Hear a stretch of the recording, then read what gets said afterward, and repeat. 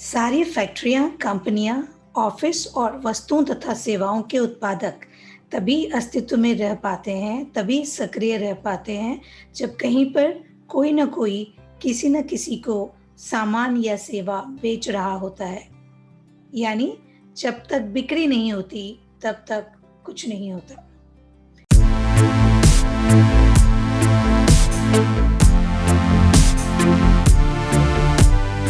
Power of self discipline के अध्याय 11 में आज बात करेंगे आत्मानुशासन और बिक्री की।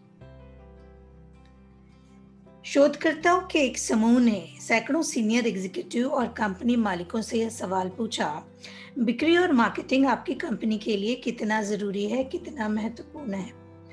बगैर किसी अपवाद के उन सभी का जवाब था, बिक्री और मार्केटिंग हमारी कंपनी के बचाव और विकास के लिए बहुत अनिवार्य है। इसके बाद शोधकर्ताओं ने उन सभी कंपनी मालिकों और एग्जीक्यूटिव पर 1 महीने तक नजर रखकर यह देखा कि वे किन कार्यों में अपना समय लगाते हैं। आंकड़ों से यह पता चला कि कंपनी का मालिक या एग्जीक्यूटिव जिसने जोर देकर कहा था कि बिक्री, बचाव और विकास के लिए बिल्कुल जरूरी है, बिक्री और मार्केटिंग में औसतन केवल 11% समय लगा रहा था। उसका बचा हुआ समय बैठकों, चर्चाओं, कागजी कार्यवाही, प्रशासकीय कार्यों, समारोहों और ऐसी ही कई अन्य गतिविधियों में लग रहा था।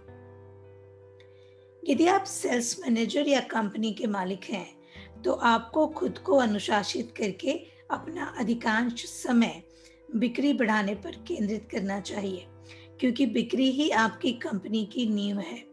आपको लगभग 75% समय अपनी सेल्स टीम के साथ बिताना चाहिए।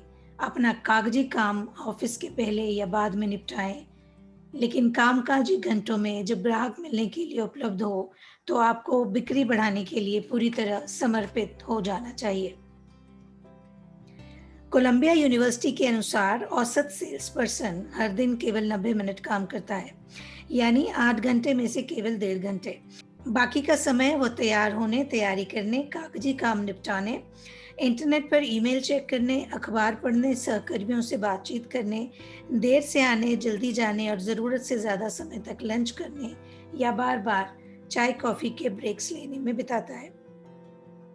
परिणाम यह होता है कि औसत सेल्स पर्सन अपने असल काम को दिन में केवल 90 मिनट ही कर पाता है। बिक्री में उच्च स्तरीय सफलता पाने के लिए खुद को अनुशासित करें और अपने दिनों व हफ्तों की योजना पहले से बना लें। आपको अपनी बिक्री गतिविधियों, खास तौर पर अपने प्रोस्पेक्टिंग की गतिविधियों की दैनिक योजना बनाने के लिए खुद को अनुशासित कर लेना चाहिए और इसके बाद अपनी योजना के अनुरूप काम करने का अनुशासन बनाकर उसका कड़ाई से पालन करना चाहिए। आइए नोटबुक उठाते हैं और नोट करते हैं कि बिक्री बढ़ाने के लिए किन-किन अभ्यास की आवश्यकता होगी। नंबर 1, स्वयं को पर्सनल सेल्स कॉर्पोरेशन का प्रेसिडेंट माने, जो बिक्री के परिणामों के लिए पूरी तरह जिम्मेदार है। नंबर 2, अगले वर्ष की आमदनी के स्पष्ट लक्ष्य लिख लें। इसके अलावा साल के हर महीने के भी लक्ष्य तय कर लें।